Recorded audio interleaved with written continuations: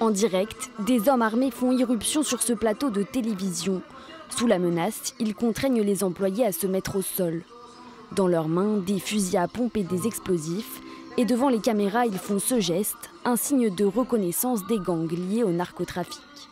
Ces images surréalistes ont été diffusées en direct durant de longues minutes avant que la police n'intervienne. Aucune personne n'a été tuée. À l'heure actuelle, 13 personnes ont été arrêtées. Ils seront remis à l'autorité compétente et le signalement sera lié à des actes de terrorisme.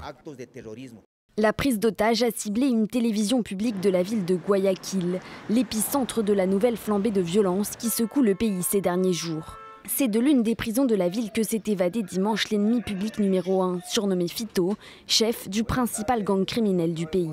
Il est depuis introuvable. Une évasion suivie d'importantes mutineries dans plusieurs prisons d'Équateur. 139 gardiens de prison sont toujours retenus en otage.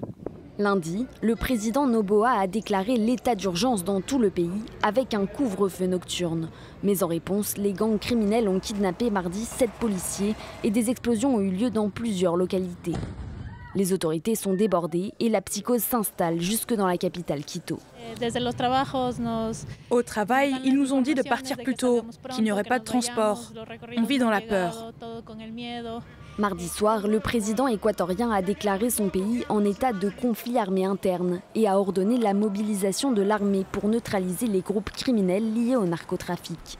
Des gangs devenus très puissants en seulement quelques années. Durant des années, l'Équateur semblait épargné par les violences des cartels de la drogue qui secouent des pays comme le Mexique. Le pays était plus stable avec de petits gangs de rue à plus faible échelle et qui n'avaient pas le même pouvoir de destruction. Et graduellement, au cours des 5 dernières années, la situation a empiré jusqu'à cette crise sans précédent.